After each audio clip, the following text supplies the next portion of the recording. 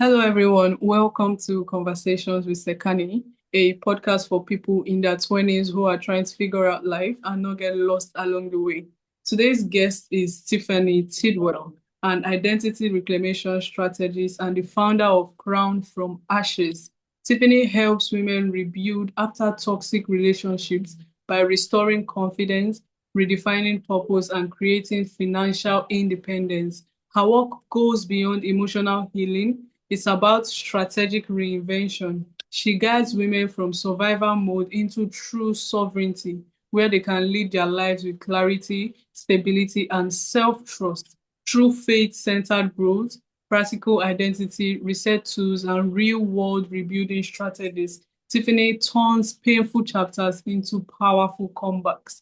Welcome, Tiffany, to Conversations with Sekani. It's a pleasure to have you here. Thank you so very much. It's a pleasure to be here. All right. Thank you for So the yeah, lovely introduction. you're welcome. So yeah, let's start from the beginning, identity and self-worth. A lot of young people they tie their identity to relationships. So how does someone know they've lost themselves? That's a great question. So it's just what you said. A lot of times as young people, um, you tie your identity to your relationship. So when you walk into the relationship, you got goals, you got dreams, you got set out in life with what you want to do. And even if you don't have the exact things set out, you're really thinking about what you want to do. So if you get into a relationship and suddenly you're putting all of your dreams on the back burner, the way that you were showing up, you're not showing up in that way anymore. Or if you were fun loving and carefree and suddenly you're in the house, you're you are no longer talking to your friends. All of these are signs that you are losing who you were. A relationship should elevate, it catapult if you're in the right relationship. It shouldn't have you to dim down. It shouldn't turn you into a whole nother person. And when I say that, we're all growing in relationships. If you're in the right relationship, you grow together. But it doesn't change your character, your whole personality.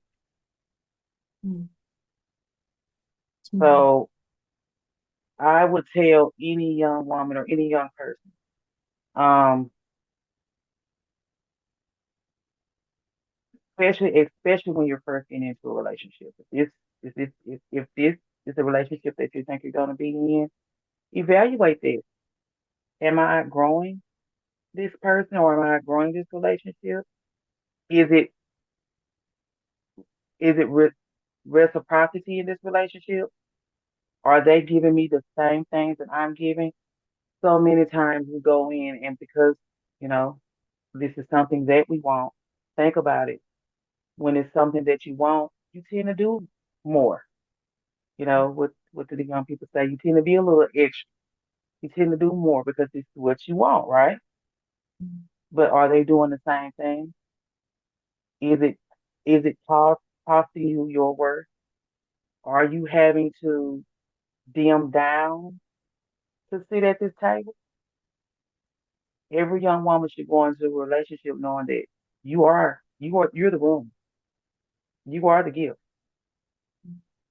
So why do you have to, for instance, in my time when I was going through, I consider myself to be a very intelligent um and smart person.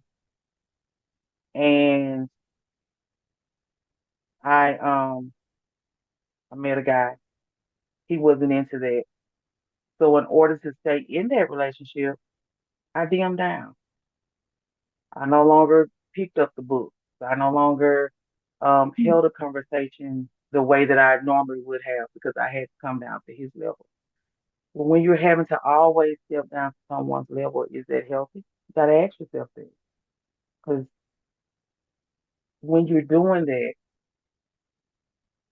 you are essentially taken away from your own identity. You're now identifying. is whatever your partner is or whatever they like.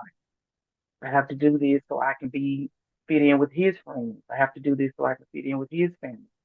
No, it's not healthy at all. And it doesn't take, it happens so suddenly. Um, you'll be like, I'll just do it this time. And then that time turns into over and over until you no longer realize or recognize who you are as a woman. So I would tell any young woman, evaluate that relationship. You don't go in head first. If you have dreams, your dreams shouldn't have to go on the back burner every time. I understand about compromise, but what you want shouldn't have to go on the back burner every single time. There's no reciprocity there, and there's got to be reciprocity in a relationship. And on the other side, you've got some partners that will meet these young women, and because they are intelligent, because they do have this high self confidence for themselves, which is great, they strategically want to bring them down a notch. This really happens in real life, where you have a man that is essentially jealous of this lady, so his intentions were not good from the beginning, and he strategically wants to strip her of her confidence. He strategically wants to strip her of her big dreams and her goals because he's not meeting his. There's something inside of him um, that's not doing what he's supposed to do. So why he's thinking to himself, why should she do it? And we don't, a lot of times we're not thinking like that, and they can be very charismatic. In the dating scene, I know when I was in the dating scene, I know it's different now, but men can be very charismatic. They can get you to where, I'm all in at this point.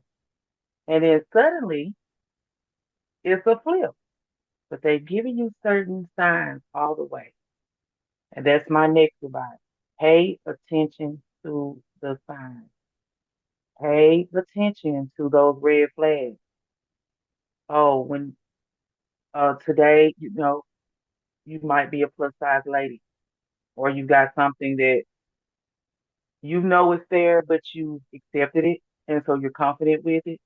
And he saw it when he met you. And then 2 months down the line, now he makes a slight joke about it. No, no, that's a red flag. Pay attention to that. Be aware, because if you knew I was plus size when I met you, now encouraging me to be healthy and go to the gym is one thing, but making sly jokes now that we're into our relationship, that's another thing. Pay attention to things like that. Um, Another thing, always needing all of your attention. You got to remember, you're in a relationship. Like I just said, it's reciprocity in this. I'm not your mother. You got a mother. So and that because they want all of your attention. They want to take you away from your friends, your dreams, your goals. That's the isolation thing. That's strategic. I'm going to isolate her. I'm going to get her over here and I'm going to bring her down to my level. She's just a little too high. Yeah. So always evaluate that relationship. Pay attention to the flag. Don't dismiss. Oh, he was just a little. He just wasn't feeling well today. No. Pay attention to that, to those signs, to those flags, because they were showing to you just to see if you're paying attention, just to see how far they can go. Test, little bitty test, just to see. I'm gonna call her fat today. I'm gonna say she's dumb today. I'm gonna tell her, no, don't pursue that now, just to see how far they can go And once they see how far they can go, that's when more of it takes place, the identity erosion.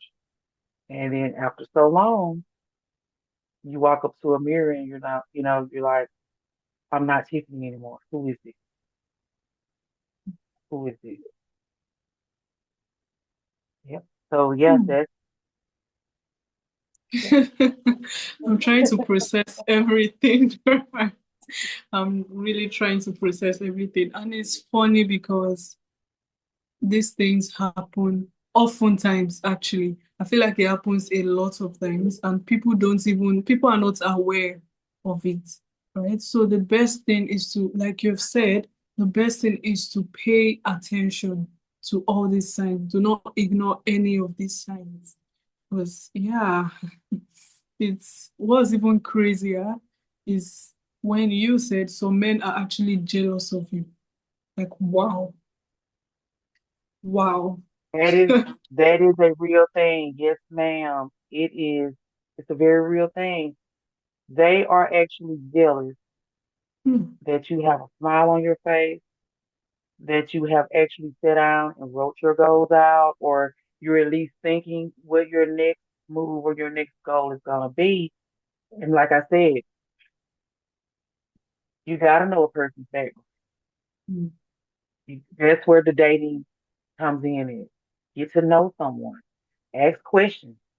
What was your childhood like? Because somewhere before they even knew you, hmm, something happened. hmm, And it didn't necessarily have to be something stripped in as well. hmm, Something stripped in. And a lot of times you could just run into a narcissist and this is just them. This is just what they do. But they are actually jealous of your light. I hmm, believe that we all have a light and it's meant to shine, right? hmm, So if your light is shining and they don't know how to put their light out into the world, they're jealous of that. And they want to suck that right out of you. They want to dim that. Why are you shining and I'm not? Yeah. hmm. Wow. I really hope this message gets to the right person that needs to hear this actually, because this is very important. I personally, the message has gotten to me. It has gotten to me, and I am definitely going to, start doing these things, right? Paying attention to signs. So when you talk about identity reclamation, right, what does that actually mean? So that's another great question. I'm glad you asked it. So that's reclaiming who you are. So I am I have a framework that I am um in the stages of completing and making sure that it is correct for everyone to be able to use. So identity reclamation is reclaiming who you are. So many times we hear that you're not broken. Um, you just forgotten who you are. That's not true.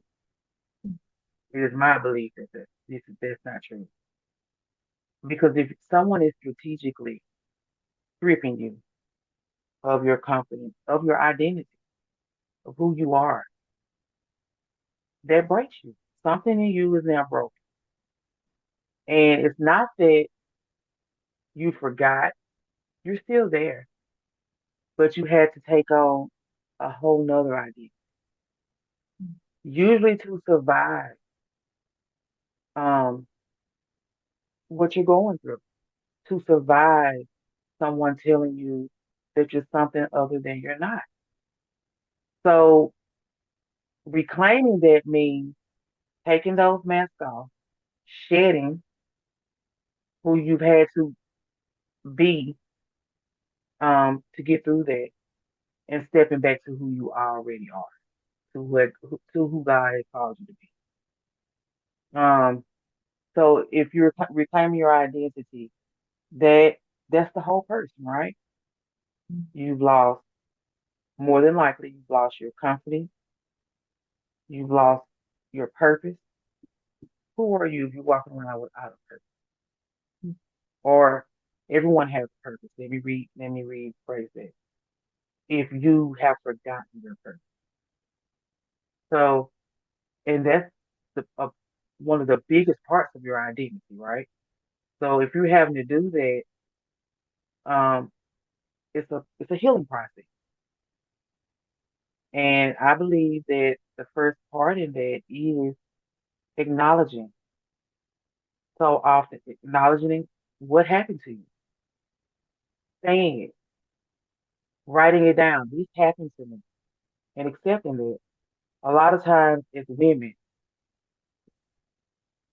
while people will at the moment acknowledge, oh, something bad happened to her, but they expect us to put a band-aid on that and keep moving. No one, and there's no one truly expects us to heal. And I've seen people give steps. There are no steps. When you're healing and getting back to yourself, your true self, it can take time. And there's no certain time limit on that. So that's a reclamation, right? You're reclaiming, getting back to who you truly are, who God has called you to be, walking in your purpose. If if you've been in a relationship for even 2 years and someone has repeatedly told you, you're not good enough, not in those words, but strategically doing little things, you're not good enough. Oh no, you can't be a podcast host. No one wants to hear what you got to say. Your story doesn't matter. If you've been told that repeatedly for 2 years, so you now put on this mask of, I got to dim down. I'm not going to say anything. I better not show up at my online today. No one really wants to hear me. Now you've got to go back and reclaim who you were when you stepped into that. I was confident podcast host. Just, you know, I was going to help women reclaim their identity. Well, that's going to take some time. So that's a reclamation. And it's going to take some healing. And it's going to take some work.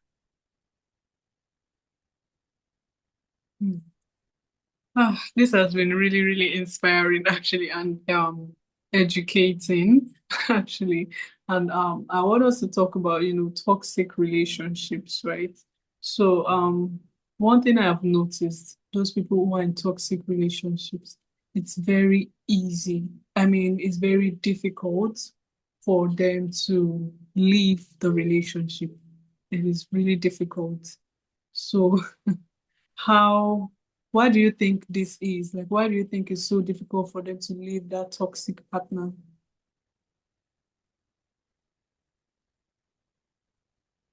And it's the nurturer in us. Mm, It's that we've told ourselves that, I love this person and we want to make it work, right? We're human.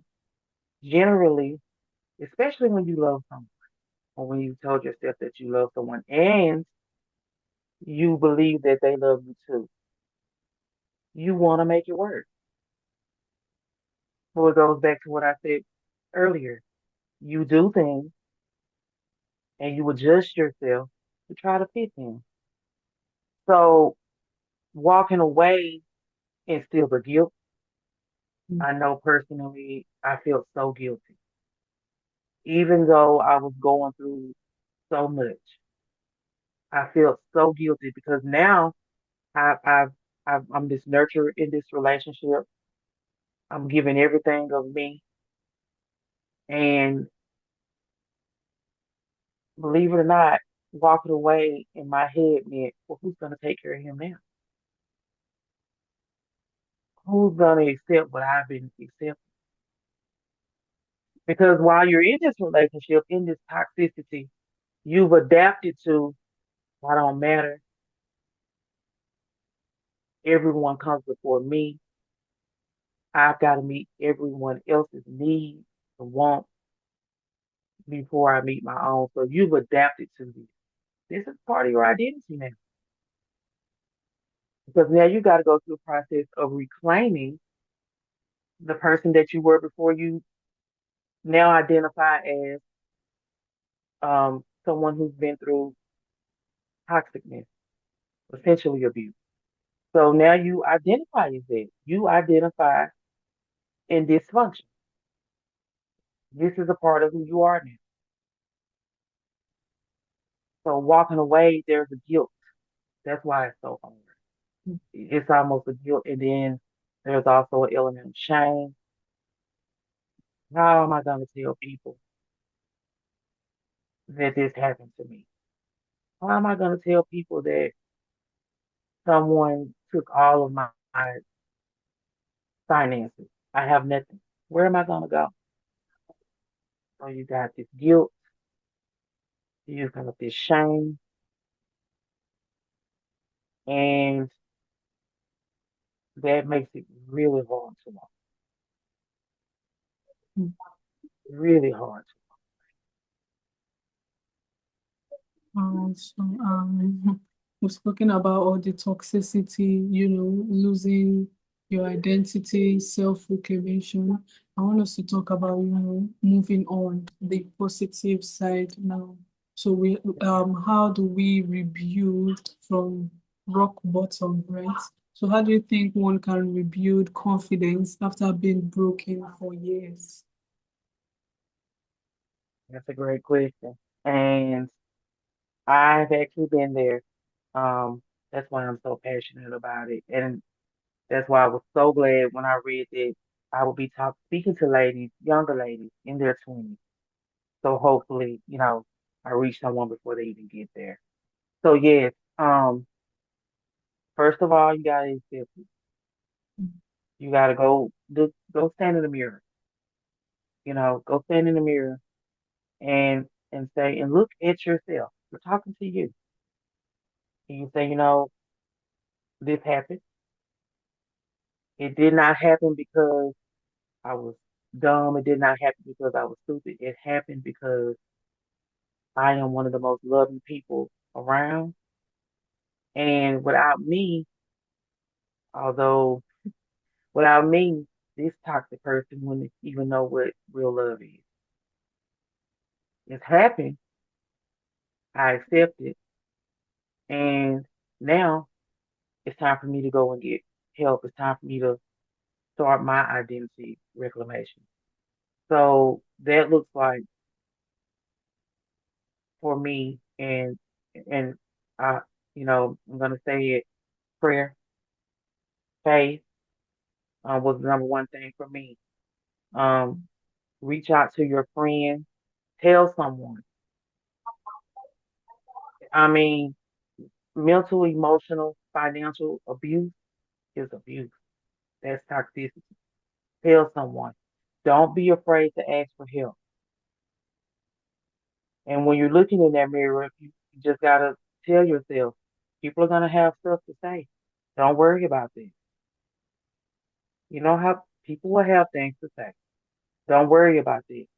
If you have to, whatever you have to do, if you have to reach out to family members to walk away, if you have to go to some uh one of these centers for ladies to walk away, walk away. Be prepared for with your faith, whatever that looks like for you. I said for me, it's God. Um, and then be prepared to do the healing work. And it's gonna look different for each and every one because we're all so very different. And every toxic relationship is different. We all go through different things. So I will say that one tool that I really recommend, besides your faith, and like I said, whatever that faith looks like for you, is journaling. Write it down. Get it out. I thought that talking, like I would go to friends, but if you're talking to someone who doesn't know what you've been through, they'll listen. And don't get me wrong, you definitely need a support system. You're going to need your friends and your family, but they don't know. So get you a journal. Write that down. Um, I like to tell, or what I'll be recommending is write a letter to yourself from the present you, who you are now. You're writing a letter to future you, and you're asking, what steps do I need to take to get here, to get to where I want to be? Um, you're telling her, this happened, but I'm here now. Be ready to show up for yourself. You definitely got to show up for yourself. And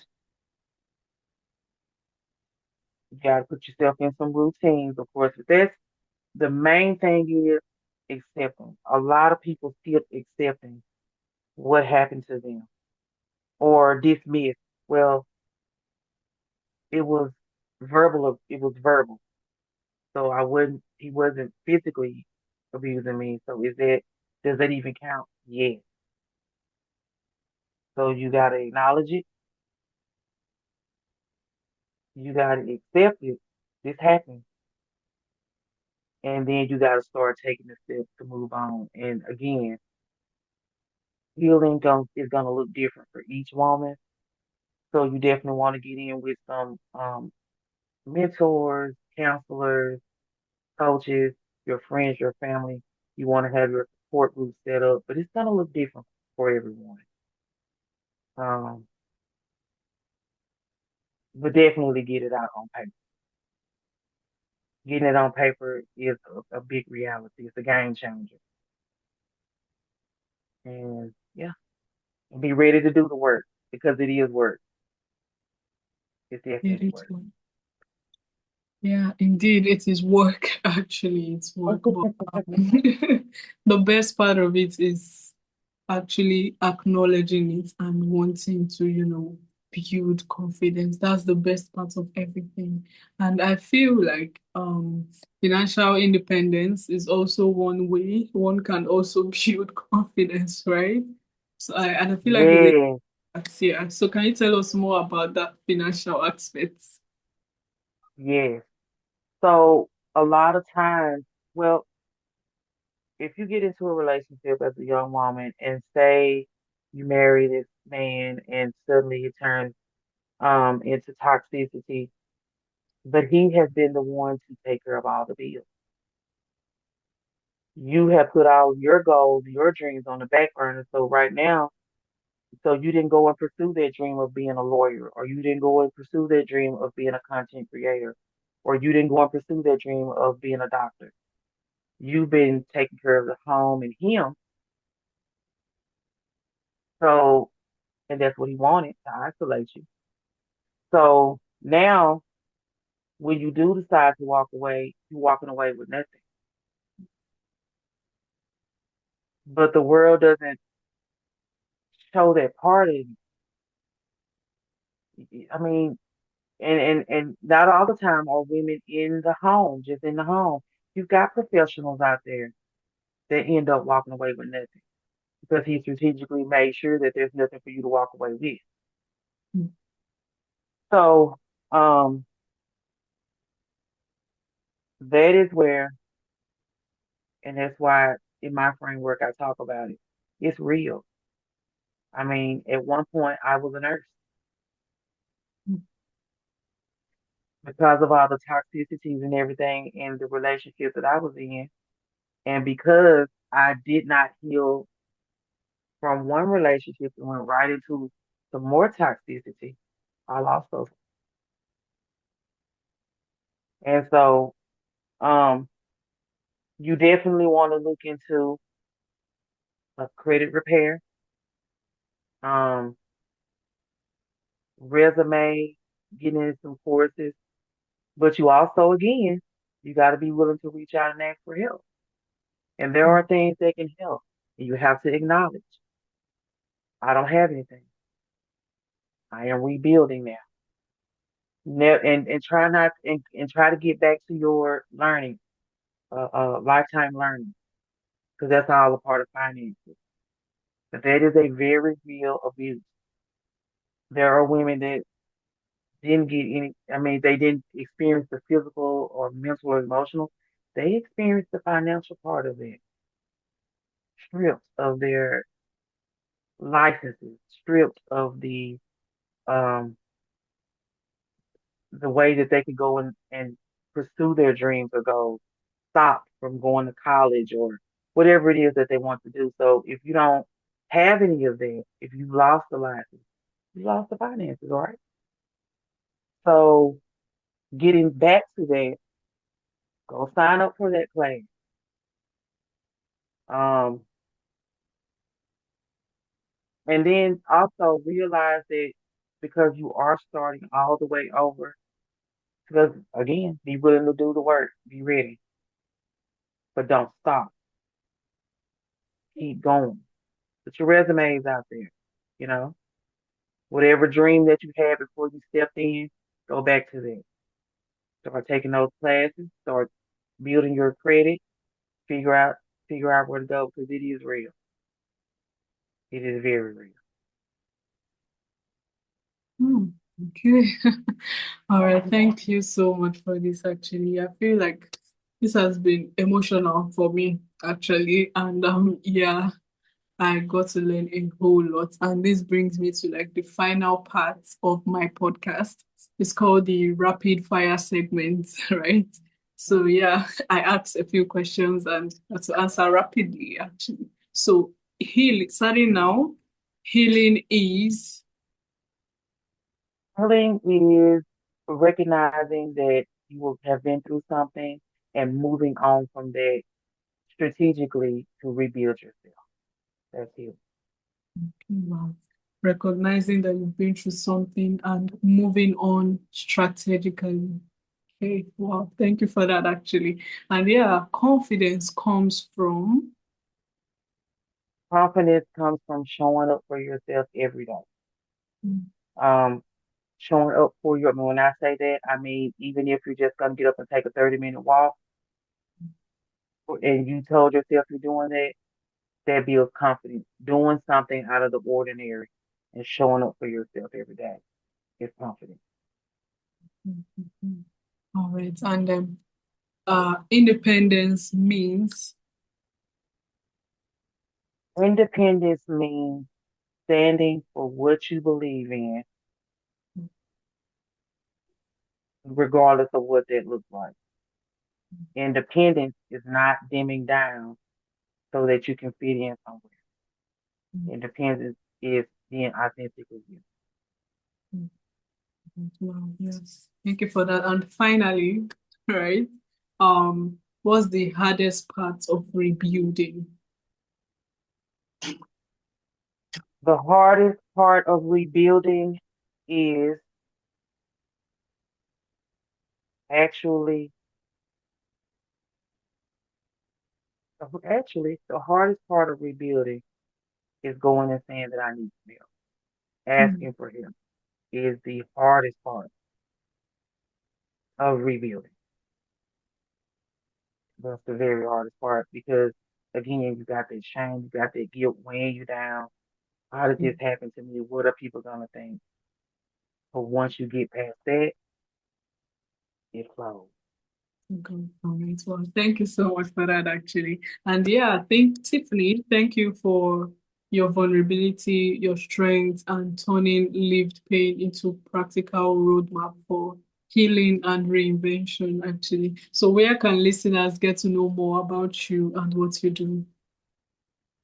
Okay, so I actually wrote a book called Beautifully Scarred.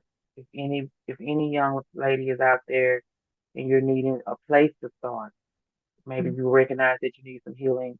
It's called Beautifully Scarred. It is a 10-day devotional, so it's not mm, dra- dragged out or anything. It's available on Amazon. And then I also have a podcast that I am building, just starting. Um, the Radiantly Crown. It is on YouTube, the Radiantly mm. Crown podcast. Okay, so yeah, I'm looking forward to your podcast actually. I feel like I'm going to be a very big fan of your podcast. Thank you. Thank you Oh, so much. you're welcome, actually. And yeah, to my listeners, thanks for tuning into Conversations with Sekani. If this episode sparked something in you, make sure to share to someone who you think might need this, and also subscribe so you don't miss out on new episode. Thank you, Tiffany. Do have a wonderful day. Thank you. All Bye right. now.